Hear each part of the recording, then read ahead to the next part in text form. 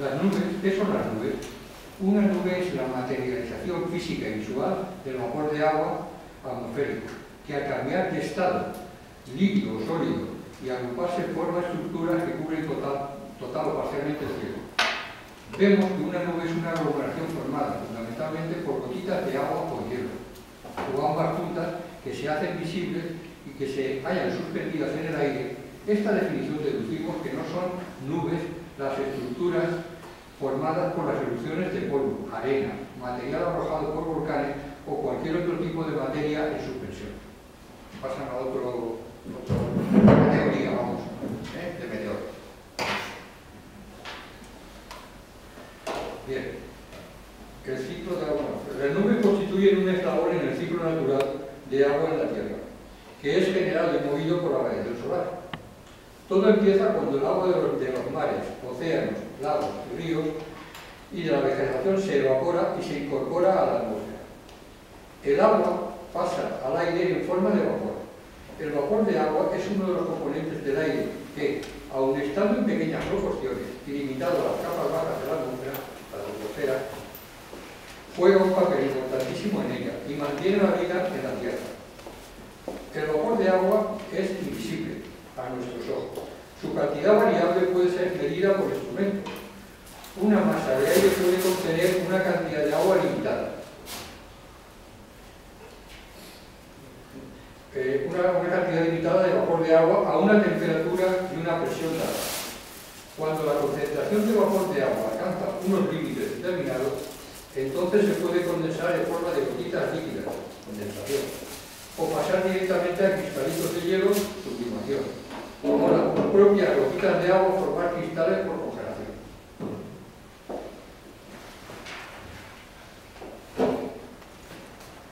Bien, esto es importante.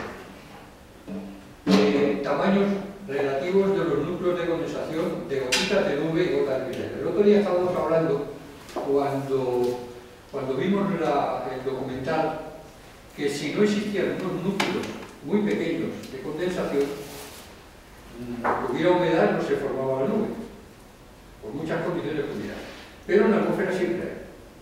Son granos de polen, granos de polvo, granos del agua marina que al mover las olas evapora una parte y quedan esos pequeñísimos trocitos de sal, que es muy higroscópica. Todos sabemos que los mareos muchas veces absorben la humedad y se queda la sal que está mojada. Bueno, pues muchos de los componentes son muy higroscópicos, otros menos, pero alrededor se forman. Y tienen un tamaño de 2 décimas de micra, o sea, de 2 milésimas de milímetro aproximadamente de tamaño mesura. Las gotitas de una nube que se forman alrededor de ese núcleo suelen tener 2 centésimas de milímetro, lo que es la gota de nube, de promedio. Y cuando se van agrupando a formar una gota de lluvia, entonces pueden llegar a 2, entre 1 o entre 0,7 y 5 milímetros de diámetro la gota. La gota de 5 milímetros es la de un chubasco, y la gota de 7 décimas pues sería la del calabobos ese, la llovizna fina. Bien. Estos procesos físicos de cambio de fase, donde el vapor de agua se transforma en gotitas de agua o cristales de hielo, suponen vencer fuerzas y tensiones que se oponen o resisten a ellos. Si no fuera por la presencia de la atmósfera de los llamados núcleos de condensación, sublimación y congelación, el aspecto del cielo sería otro, del que conocemos ahora. Estaría desprovisto de nubes. Estos núcleos son partículas pequeñísimas de sustancias higroscópicas, capaces de absorber la humedad, que, gracias a su composición química, favorecen los procesos atmosféricos de condensación, sublimación y congelación. De esta manera, las fuerzas que se oponen a los cambios de fase se ven modificadas o eliminadas, parcialmente para permitir la formación de las nubes y hacer crecer las gotitas o cristales suspendidos, hasta ganar el peso suficiente para caer por la gravedad hasta el suelo. Bien, ahora pasemos al mecanismo de formación de la nube. Hay, como hemos dicho, el vapor de agua que puede contener el aire en su seno, depende de su temperatura en primer grado y de su unidad de presión. El aire de las zonas tropicales y ecuatoriales admite mayor cantidad de vapor de agua que en las zonas polares.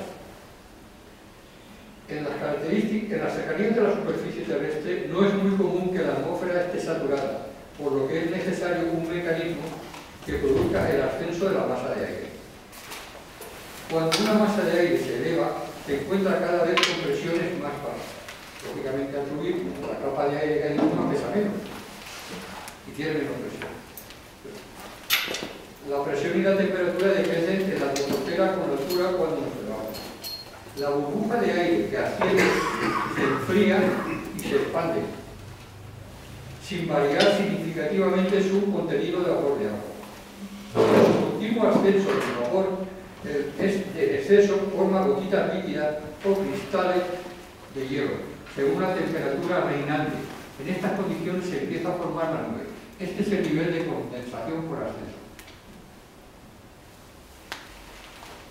Bien, de los tres tipos de ascensión, tenemos el primero está formado por frentes meteorológicos, el segundo está formado por ascensión forzada por la orografía, por las montañas, y el tercero es por simple caldeo. Ya lo iremos viendo. En la ascendencia forzada por frentes meteorológicos, vamos a verlo aquí, en nuestras latitudes es muy frecuente encontrarnos con sistemas de bajas y altas presiones que se desplazan de oeste a este. Si nos centramos en los sistemas de bajas presiones móviles, sabemos que en estas perturbaciones llevan asociados diversos tipos de frentes o zonas de discontinuidad que separan masas de aire de características distintas. Son los frentes. En su desplazamiento, estos frentes fuerzan la elevación de las capas de aire menos denso que se encuentran delante y que resultan desplazadas, dando lugar a nubes de diversa índole y nivel. Es la nubosidad frontal. Ahora bien, las masas de aire pueden ser cálidas o frías. Si hay dos masas de aire que entran en contacto, esa línea sería un frente. Como se suelen desplazar por el efecto de rotación de la Tierra, pues se desplazan normalmente de oeste a este, entonces si la que va delante es una masa cálida y la que va detrás es una masa fría, la masa fría que persigue la cálida forma un frente frío. Mientras por el contrario, si hay una masa fría y detrás viene una masa cálida, el frente que hay en medio, que separa las dos, es un frente cálido. Las masas cálidas suelen ser más ligeras, al estar calientes, que las masas frías.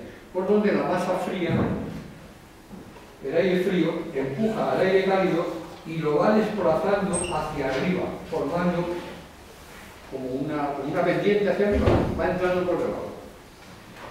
Al ascender este aire, se produce una ascendencia, el aire se enfría y disminuye la presión.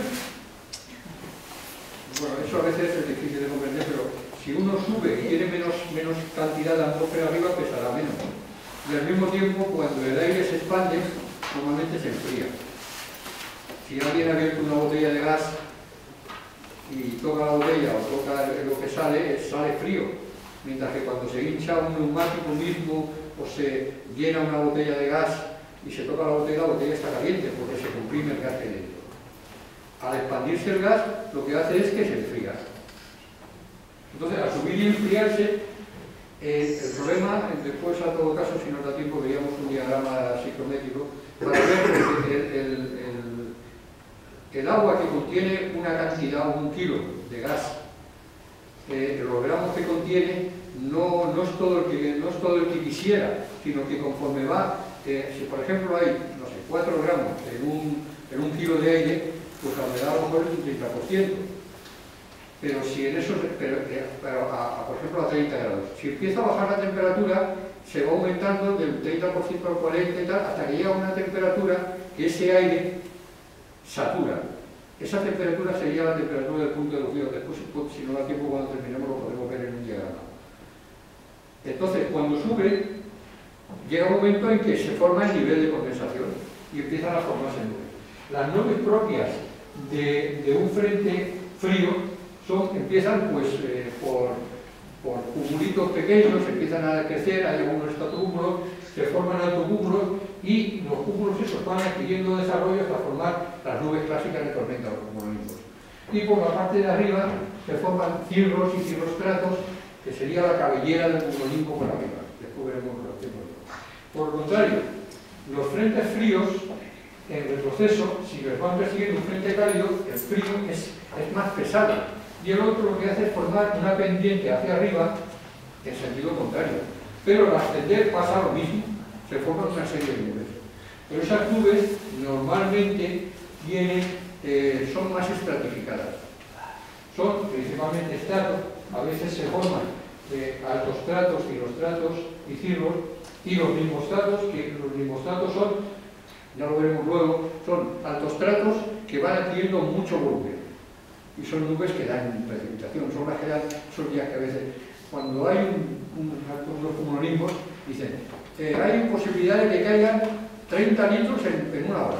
Vale, eso es un cumulolimbo. Cuando dicen, van a caer 15 litros durante 12 horas, es un limbostrato. Son cuando hay grandes masas de nubes más estratificadas y que cae una lluvia continua. No es fuerte, pero da mucha cantidad de agua.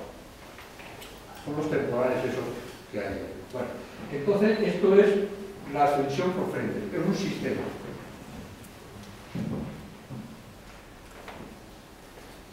Después tenemos la ascendencia forzada por accidentes geográficos, para montañas. Las masas de aire se desplazan y se arrastran. Cuando llegan a una montaña, se ven obligados, empujados por el que está detrás, a ascender por ella. Bien, la orografía en sí misma no genera nubosidad, pero representa un obstáculo para el movimiento de las masas de aire. Cuando una barrera natural obliga al aire a ascender y enfriarse, frecuentemente el resultado es la formación de nubosidad de carácter orográfico. Además, son las nubes una de las nubes más peligrosas que hay, sin ser los cumulonimbos. En la zona donde incide el flujo aéreo. Aquí, es que me gustaba esta porque se ven las ondulaciones. Había unas diapositivas que era montaña, pero no especificaban nada. Suponemos que aquí hay una montaña, entonces el aire llega por encima y cuando rebasa la línea de montaña, el aire ha ido ascendiendo y se ha ido bajando la presión, porque sube en altura, y también la temperatura se va enfriando y se va condensando. Cuando llega a la capa de nubes, si cae, se forma en la cúspide de la nube, se suele formar, si hay bastante inestabilidad, se forma una nube. Al bajar, el aire se vuelve a comprimir. Al comprimirse al bajar, ese aire vuelve a aumentar de temperatura y de presión. Y viene la sequedad, es los efectos de poniente aquí, cuando hay viento de poniente, que el aire es muy seco, muy claro, pero tiene muy poca humedad, porque viene y al bajar disminuye, tendrá la misma cantidad de vapor de agua, pero está mucho más seco, el tanto por ciento de humedad baja. Pero cuando hace ondas, al subir vuelve a pasar, y entonces forma lo que llaman ondas de montaña, que son los altocúmulos reticulares. Después veremos cómo son unas nubes que tienen forma de lenteja o de almendra. A veces forman capas sucesivas, entonces son duplicados, como si fuera una colección de platos uno encima del otro. Hay nubes muy preciosas. Y sin embargo, en la parte de abajo, aquí se da mucho, en la parte de, pues donde está el centro comercial Carrefour, como está la Sierra Rosa, el Cerro de San Julián, cuando hay levante, pero viene por arriba, nubes, a veces se forman unos cumulitos desgarrados, y es porque viene la nube y viene un viento de las brisas que viene por la montaña, pasa, forma un oratorio y forman esos cumulitos de buen tiempo, cumulus humilis, que son pequeñitos, un poquito desgarrados, son esas nubecitas pequeñas que de buen tiempo son estas nubes que se forman por la rotación de las corrientes de aire. Este sería el segundo sistema de ascensión. Después tenemos la que es normal, que es la ascensión por convección. Todos es por ascensión por convección. Sabemos el origen de la convección y de los movimientos convectivos en el aire se debe al calentamiento solar diferencial que se genera en la superficie terrestre. Los rayos del sol no calientan el aire, o lo calientan muy poco. La radiación que calienta más el aire es cuando llega la radiación visible o la ultravioleta A, que llega a la Tierra, calienta la superficie y devuelve el calor a la Tierra o el mar, el agua, en forma de calor infrarrojo, que es el que calienta verdaderamente la masa de aire. Además, eso se ve muchas veces cuando vais por la carretera en verano, que veis que a veces el aire parece que flote, que burbujee en el aire. eso es precisamente porque se generan unas corrientes ascendentes allí, por el caldeo que hay ahí abajo.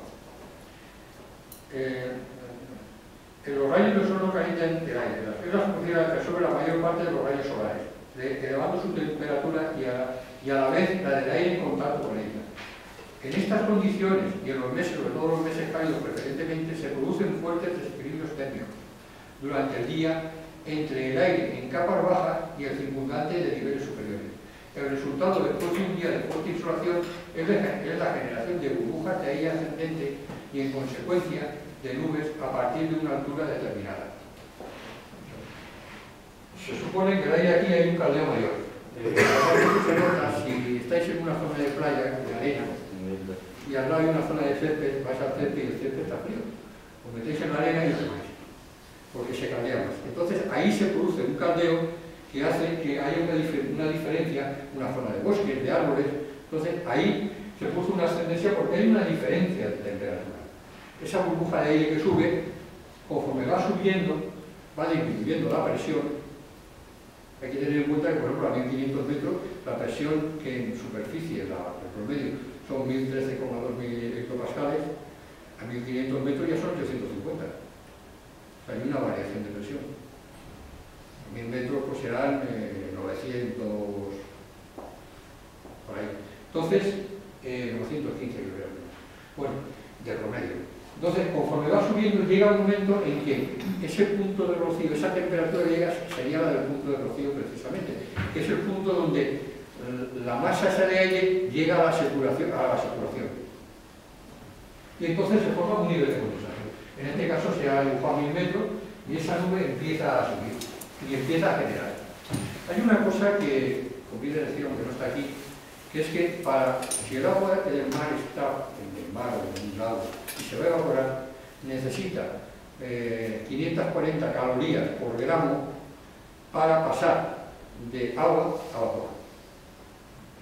O sea que el sol tiene que ceder, se tiene que calentar el agua hasta ese punto. O sea, contiene 40 calorías. Pero cuando se forma la nube, esa agua que se condensa cede en la proporción adecuada, cede 540 calorías, que sirve para calentar otra vez algo del aire y el resto de agua que queda ahí. Y sigue subiendo, hasta que eso llega a un momento, que sería el tope de la nube, que es donde se vuelve a estabilizar el aire. Aquí se ha puesto los 2000 metros, una cantidad arbitraria, y entonces ahí la nube, ahí se corta. De ahí cada tipo de nube tiene unas características. Si hay inestabilidad, que hay mucha humedad, la temperatura se puede llegar hasta nubes de mucho desarrollo. Ese sería el sistema por convección. Convección significa ascensión. Pero no es porque no hay más humedad arriba, ¿no? Porque no hay más agua arriba, ¿o no? Sí, porque ahí sigue habiendo agua, pero el agua ya está de tal forma que la temperatura que tiene es capaz de absorberla como vapor de agua, no como agua de gota de nube. En este caso, siempre en el tope de la nube lo que hay es una inversión de temperatura. Una inversión de temperatura es que aumenta la temperatura con la altura. Claro que hay 29, 24, 25, 19, 23. ¿Qué pasa? Que cuando hay una inversión de temperatura, el aire tiene que tener mucha fuerza para sobrepasar de una etapa de ahí. Por eso hay nubes que tienen más desarrollo y otras menos debido a esa circunstancia. Siempre en la cima de la nube. Vamos a pasar ya a la nube. Bien, en la Organización Internacional, la Clasificación Internacional de las Nubes de la Organización Meteorológica Mundial, la Organización Meteorológica Mundial es una organización, como dice, que reúne a todos los servicios meteorológicos y a todo esto y marca unas normas de trabajo y de actuación y marca las definiciones y demás. Hay 10 tipos de clases de nubes, después hay variedades y tal, ¿no? Pero principalmente están estos tipos. Las tres primeras, los cirrocúmulos y cirrostratos, son nubes de la capa alta. Los altocúmulos y altostratos son nubes de la capa media. Y los nimbostratos están incluidos también en la capa media, pero a veces comienzan algo más abajo, en la capa baja. Los estratocúmulos estratos y cúmulos son nubes de la capa baja. Ahora hablaremos de los tamaños de las capas. Y los cumulonimbos son las nubes objetivas. Esos ocupan desde la capa baja hasta el nivel de tropopausa pueden llegar. Bien, los niveles aceptados aquí, porque no es lo mismo aquí en la zona, digamos, cálida, en la zona polar, que en la zona ecuatorial. La zona ecuatorial, en la troposfera, pues puede llegar a 18, quizás hasta 20 kilómetros en algunos casos. Mientras que en nuestra zona, normalmente el tamaño más alto puede estar alrededor de los 11 kilómetros. Y en los polos está oscilando como máximo en la época de verano en 8 kilómetros. Normalmente no pasa de 6 kilómetros.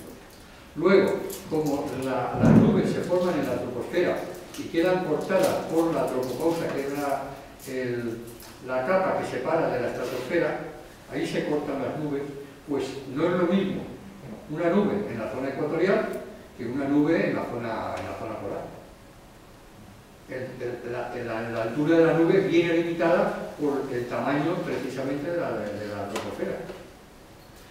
Las nubes bajas suelen estar en nuestra zona entre el nivel del suelo y los 2000, 2500, aquí en habla de 3000 metros de altura. Desde 2500 hasta 6000 metros es la capa media, y a partir de 6000 metros hasta el nivel de tropopausa sería la capa alta. O sea que en este caso, cirros, cirrocúmulos y cirrostratos estarían a partir de 6000 metros de altura. Los altocúmulos, altostratos estarían entre los 2500, 2700, 2000, 3000 metros hasta los 5000, 6000 metros, y las otras están desde el nivel prácticamente del suelo hasta el nivel de unos 3000 metros. Vamos a...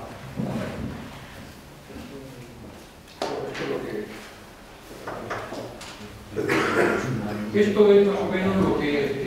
¿Ves? Aquí están las nubes bajas, donde están cúmulos de diversa categoría, estratos, estratocúmulos. Después están las nubes medias, son capas de cirrostratos y algunos de altostratos y altocúmulos. Y después hay las nubes que tienen desarrollo, que son estas, que son los cumulonimbos, las nubes de desarrollo, y arriba las capas con cirrostratos, cirros y demás. Esto sería por niveles. Y las peligrosas son las nubes de desarrollo vertical, que son las que producen realmente... Sí, ahora llegaremos a esto. Bien, esta ya es lo que es... Voy a leer las definiciones exactas de los cirros, bueno, de todas las nubes, con la definición de la Organización Meteorológica Mundial. Definición de la Organización Meteorológica Mundial. Nubes separadas en forma de filamentos blancos y delicados, o en bancos o bandas estrechas, blancas o casi blancas. Estas nubes tienen apariencia fibrosa, semejante a los cabellos de una persona canosa, o de un brillo sedoso, o ambas características a la vez. Estas nubes están a partir de 6.000 metros. Los cirros sobre todo suelen estar sobre 7.500 metros de altura en nuestra latitud. Constitución. Están formadas por diminutos cristales de hielo que se forman a gran altura, entre 8 y 12 kilómetros, donde la temperatura oscila entre menos 40 y menos 60 grados. Por lo que una masa de aire que posea un elevado contenido de vapor de agua, si sigue enfriándose, producirá cristales de hielo en vez de gotitas de agua. Eso se llama sublimación. Pasar de vapor, de gas, a un sólido, se llama sublimación. Bien. Este tipo de cirrus es el cirro más corriente, es fibrato porque tiene forma de fibra. Hay una serie de variedades, pero tampoco es importante eso. Vamos a pasar unas nubes. Estas nubes suelen ser nubes inestables desde el punto de vista de que se suelen formar y en poco tiempo se deshacen y se vuelven a formar. Proceden de los cirros y de los cirrostratos. Es el cirrocúmulo. La definición es banco o capa delgada o sábana de nubes blancas, sin sombras, compuesta por elementos muy pequeños en forma de granos, rizos, grumos, ondulaciones, unidos o separados y distribuidos con mayor o menor regularidad. La mayoría de los elementos tienen una anchura aparente menor de 1 grado. 2 diámetros solares o lunares, cuando están situados por encima del observador. Cuando están sobre el horizonte, lógicamente se suelen ver más aplastados, más pequeños. La constitución están formadas por diminutos cristales de hielo, tienen el proceso de formación similar a los cirros y a los cirrostratos. Estas nubes, ya he dicho que son inestables, son pequeños grupitos y algunos las confunden con esto que dicen el cielo aborregado. Después veremos que no es lo mismo. Está así por el viento o algo, ¿no?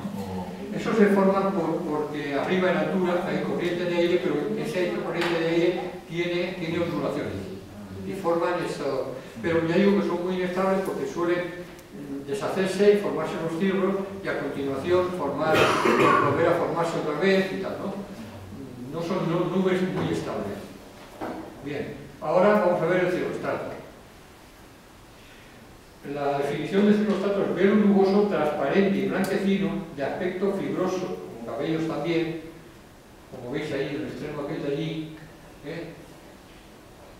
como cabello, o completamente liso, como es la parte central, que cubre total o parcialmente el cielo y que produce generalmente fenómeno de halo.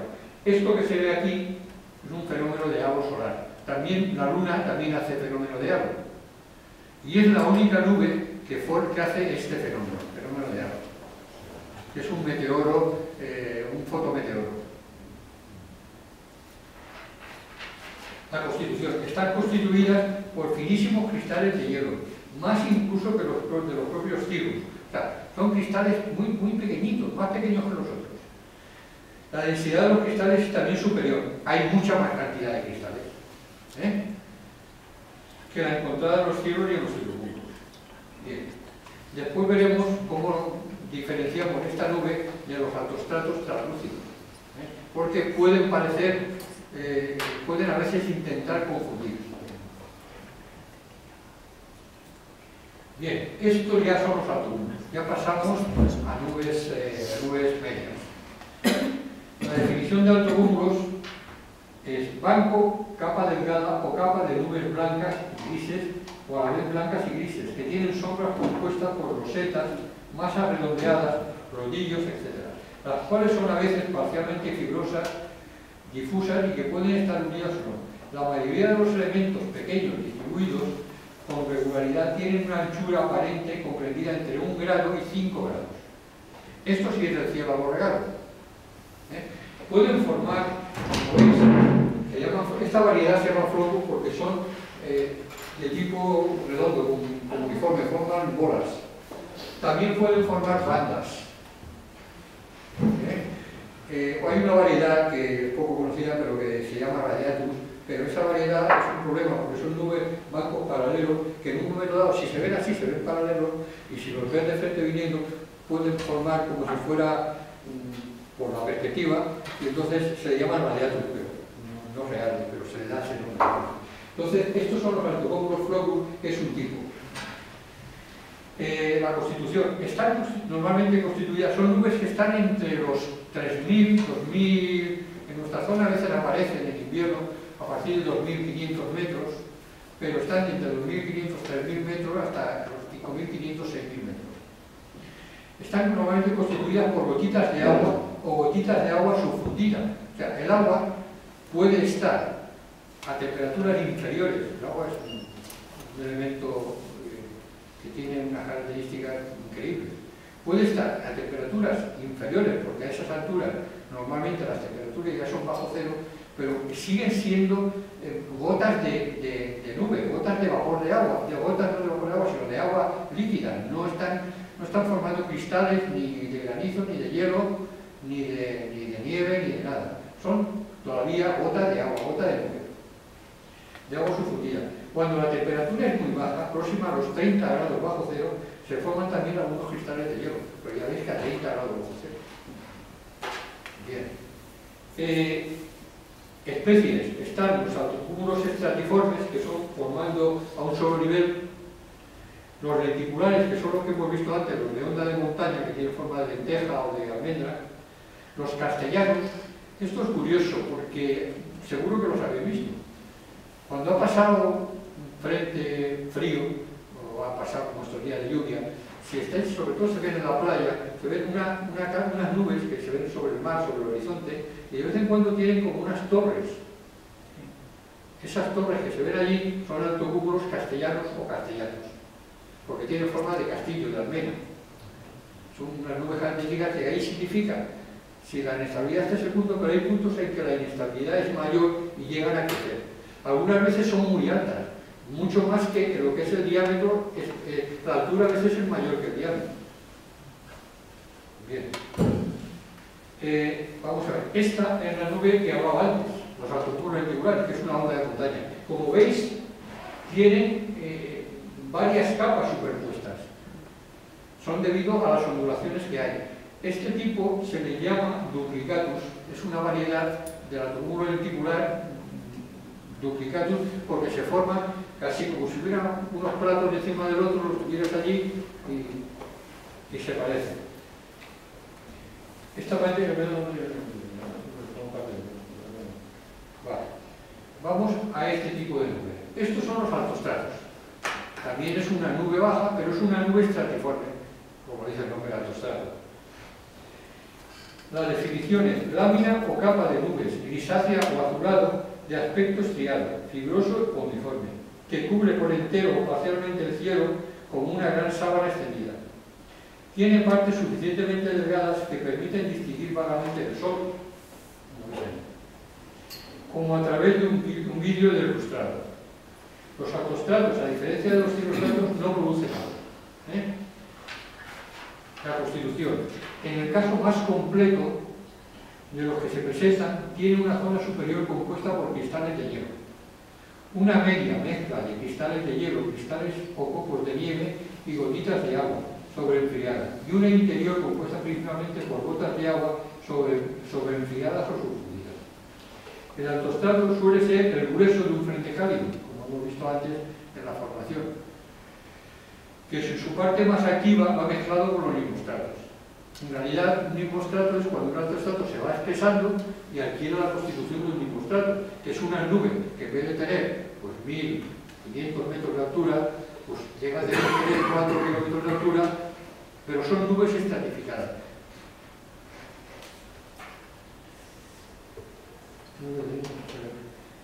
Formando una capa, como hemos visto, forma una capa, una suave pendiente, porque al proceder de los frentes forma, lo ves y sobre el horizonte y ves como si una parte estuviera mucho más baja y otra mucho más alta. Se suele encontrar entre los 3 y los 7 kilómetros de altura y su espesor puede variar entre 1 y 4 kilómetros, ya en el caso de 4 kilómetros es un caso muy extremo.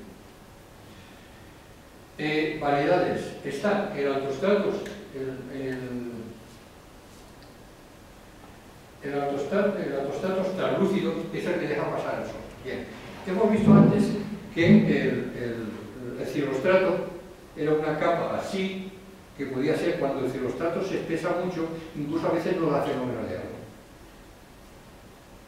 ¿Cómo diferenciar entonces un cirrostrato de un altostrato? No tenemos una varilla para medir alturas. Entonces a mí, cuando entré a trabajar allí hace ya muchos años, lo primero que me dijeron es: si tú miras y se ve una manchita del sol, y miras y tiene sombra, es un cirrostrato.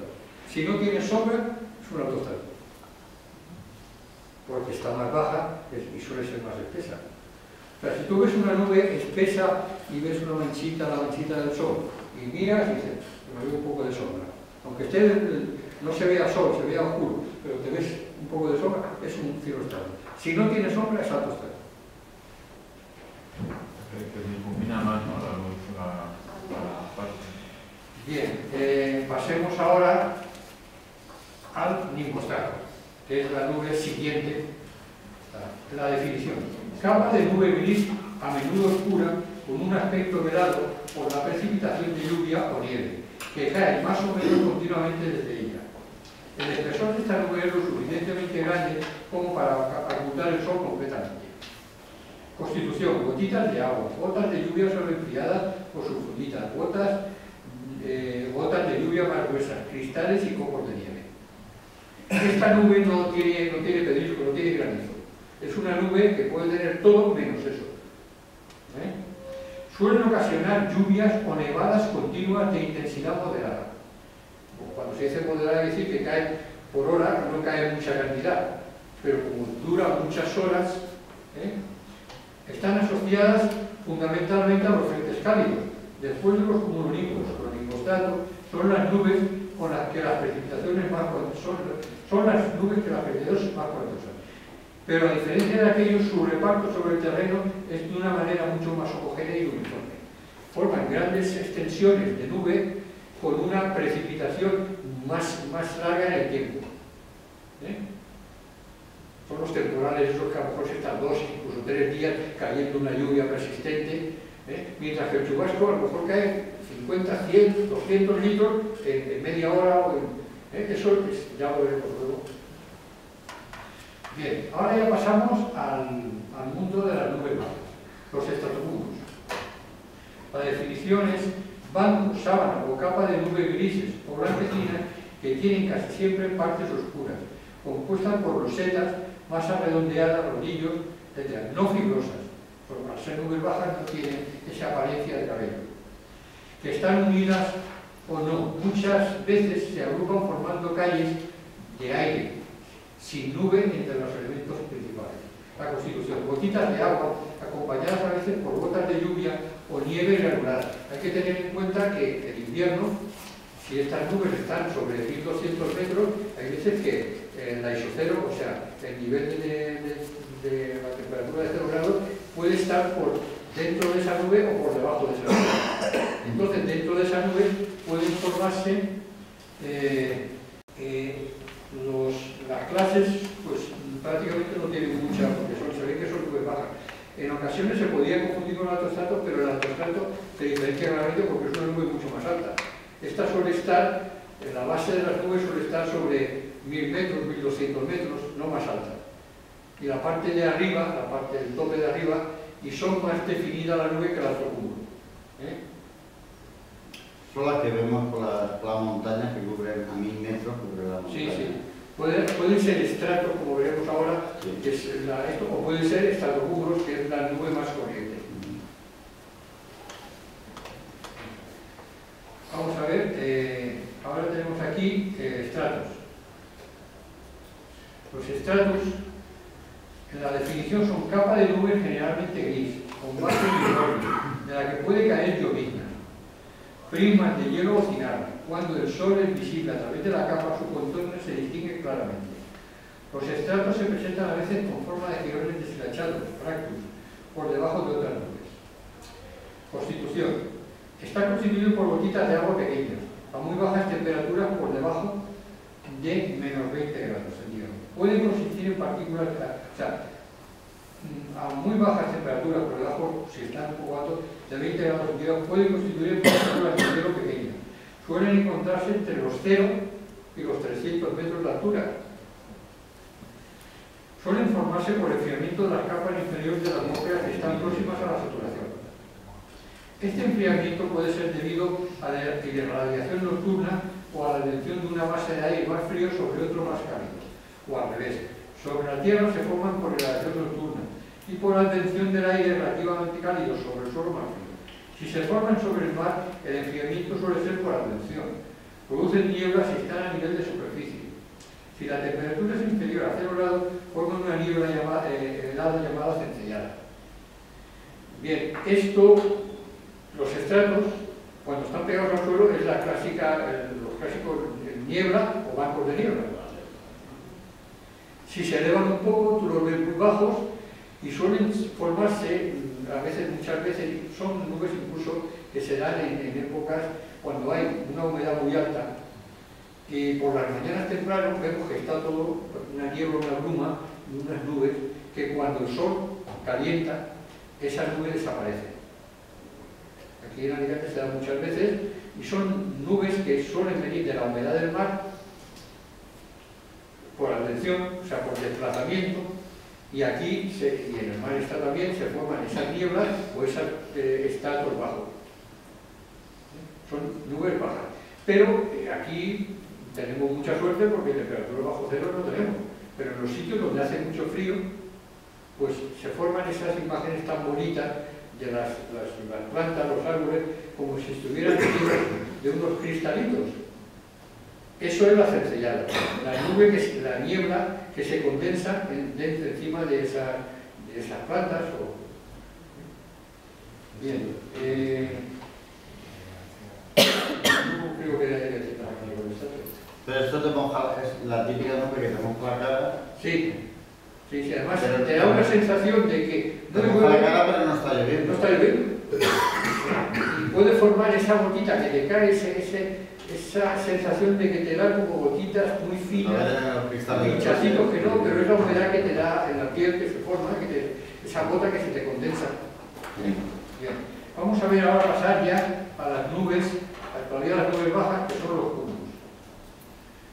Esto es la nube que yo decía, que se puede formar por una rotación y tal, se produce en la parte baja de aquellos periodos de viento. Y esta nube es la nube clásica de Wettin. La constitución. En el caso más completo, que no es este caso, tiene una zona superior compuesta por cristales de hielo, una media mezcla de cristales de hielo. La definición. No me salta la baja. Pido disculpas. Definición. Nubes aisladas, en general densas y contornos bien definidos, que se desarrollan verticalmente en forma de protuberancias, cúpulas o torres, y cuyas partes superiores, convexas, que parecen con frecuencia una coliflor. No es esta, porque esta es una variedad pequeña del cúmulo. Las partes de esas nubes iluminadas por el sol son blancas y brillantes. Su base es oscura y horizontal. A veces aparecen desgarradas por el viento. Constitución. Principalmente por gotitas de agua, y por cristales de hielo en aquellas partes de la nube que por su altitud estén a temperaturas muy debajo de 0 grados. Pueden contener gotas de agua subfundidas o sobreenfriadas, es decir, gotas de agua a temperaturas inferiores a los 0 grados que no se convierten ni en nieve ni en cristales de hielo, congelándose al entrar en contacto con algún objeto. Esta es la causa del peligroso engelamiento que se suele formar en las alas de las aeronaves, los cúmulos con que estos suelen presentar. Bien.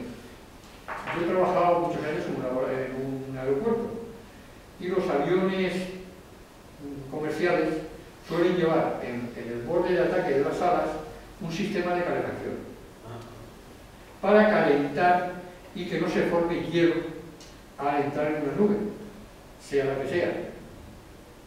Porque al estar esas gotas sobreenfriadas en contacto con una superficie, igual que los sustratos se forman esos cristalitos alrededor de las hojas de una planta, se forman en el borde de ataque de un avión, aumentando el peso y desequilibrando el avión y puede llegar a caer. Por eso los aviones que vuelan a grandes alturas llevan todos ese sistema, incluyendo las avionetas más pequeñas. Sin embargo, las avionetas pequeñas o que no lo llevan no pueden volar a alturas superiores de lo que se llama el isocero.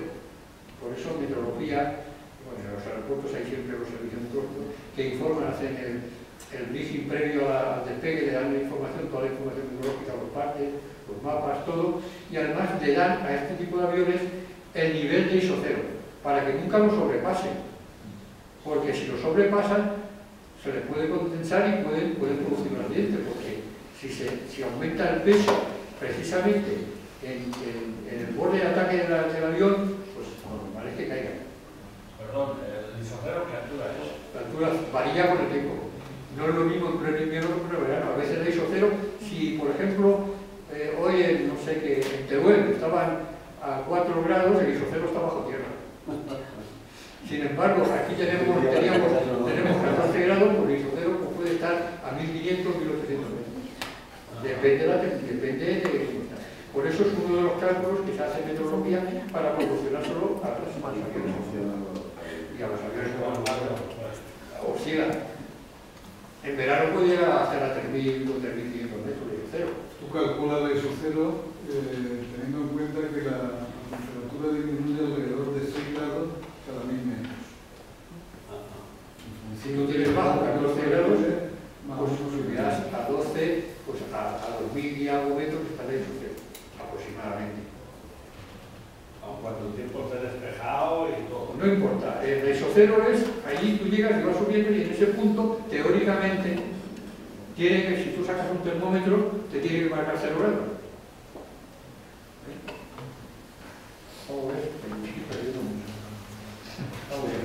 Esta imagen es la del cúmulus humile, que es el más pequeño. Están constituidas por esto. O sea, sobre ejemplo, las especies están el cúmulus humilis, que lo dice humilde, es el nombre, el cúmulus mediocris, que es el de media altura, el cúmulus congestus, que sería este. Es un cúmulo que ya la parte de arriba tiene forma de coliflor, son nubes ya con un desarrollo, pero que no sobrepasan en ningún caso los 3.000 metros de altura. Los topes de la nube pueden estar bajos, suelen haber formaciones de nubes, a veces estratos fractos, o pueden haber estratocúmulos, o puede haber algún cúmulo suelto, pero normalmente forman una base continua y sobre él se van elevando las nubes. Esta nube puede llegar a convertirse en una nube peligrosa.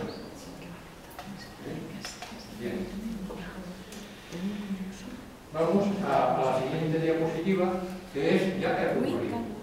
Se parece a la anterior, ¿verdad? Pero esta ya tiene más de 7 kilómetros de altura. Esta llegará a 8, 9 kilómetros, 10 kilómetros. Este es un cúmulus calvus. ¿Por qué es calvus? Pues porque tiene la cabeza pelada por arriba. Parece chiste, ¿verdad? Bien. La definición del cumuloninbo es una nube amazacotada y densa, con un desarrollo vertical considerable, que forman montaña, en forma de montaña o de enormes torres. Parte al menos de su cima es normalmente lisa.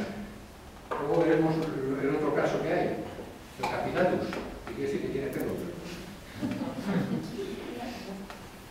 Parte al menos, casi siempre aplastada. Esta parte se extiende a menudo en forma de un yunque, que es el otro caso, o de un vasto penacho, como si fuera una cabellera. O sea, si veis Simpson, el actor secundario sería un actor secundario papilatus, porque tiene una cresta arriba. Pues una cosa parecida. En forma de yunque o de un vasto penacho. Por debajo de la base, muy oscura, aparecen nubes bajas, desgarradas y precipitaciones o chubascos. Constitución. Esta nube lo tiene todo. Pues principalmente gotitas de agua y cristales de hielo en su parte superior o yunque. En su interior contiene también gotas de lluvia grandes. Son las que producen después los chubascos de lluvia. Esas gotas enormes que pueden tener hasta casi 1 centímetro. Copos de nieve, hielo granulado, granizo y en casos de extrema inestabilidad, pedrisco de considerable tamaño. Vamos.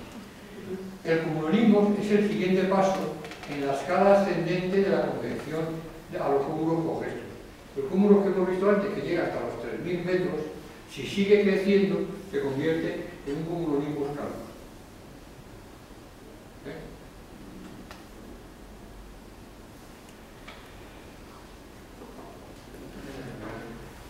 Se originan sobre todo en la primavera y en el verano. Aquí en nuestro tierra, sobre todo también en el otoño. Con esos temporales o esos chubascos grandes que se producen en situaciones de inestabilidad. Y generalmente después del mediodía. Se ponen por la mañana, veis que está despejado y empiezan a salir unas nubecitas. Cuando conforme se va acercando el mediodía, a las 12 de la tarde, que serían las 12, ya han crecido bastante. Y por la tarde las nubes se van desplazando y ya son nubes inmensas, que es cuando descargan. Tienen un gran desarrollo vertical. Los topes de estas nubes suelen estar situados entre los 8 y los 14 kilómetros en nuestra zona. Pero en ocasiones, bajo condiciones excepcionales de inestabilidad, pueden alcanzar hasta los 20 kilómetros de altura. En nuestra zona eso no es posible, pero sí en las zonas tropicales, cuya zona la topopausa está a 18 o 20 kilómetros. Bien, estos cumulonimbos suelen agruparse en alguna de las 5 estructuras convectivas. El cumuloninbo es la nube base, y eso puede dar lugar a tormentas tormenta unicelular, multicélula, línea de turbonada, supercélula o sistema convectivo de mesoscala. Conforme va haciéndose en altura y en espacio mayor, pues va cogiendo, pues, esto es un cumulonismo. ¿Veis como arriba tiene una forma como de un yunque? Un penacho. Ese es el cumulonismo. La parte de arriba está así porque ahí es donde ha tropezado con la troposfera. Ese es el nivel de troposfera. Si el nivel de troposfera está a 12 kilómetros o 14 kilómetros, pues justo en la parte superior ese es el nivel de troposfera. Hasta ahí llega. Más arriba no pasa. La tropopausa corta, porque viene una inversión de temperatura y corta lo que es la nube. Estas nubes son enormes. Esto lo que pasa es que está lejos. Bien. Este es el Capillatus que llaman. También se le llama, una variedad se le llama un cirrus, porque tiene forma de yunque. Tienen diversas variedades y tal. Bueno, y esto ya es así. Esto sería ya un sistema convectivo de mesoscala a lo bestia. Pero una caca trina. Eso no es un sistema mesoscala. Eso es una caca. Mirad, al principio era un sistema convectivo de mesoscala que ha ido creciendo hasta convertirse en eso.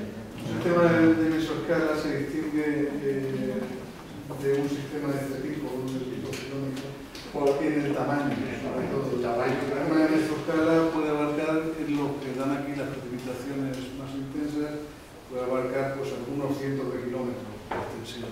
Y esto ya son incluso miles de kilómetros. Bueno, pues ya estamos.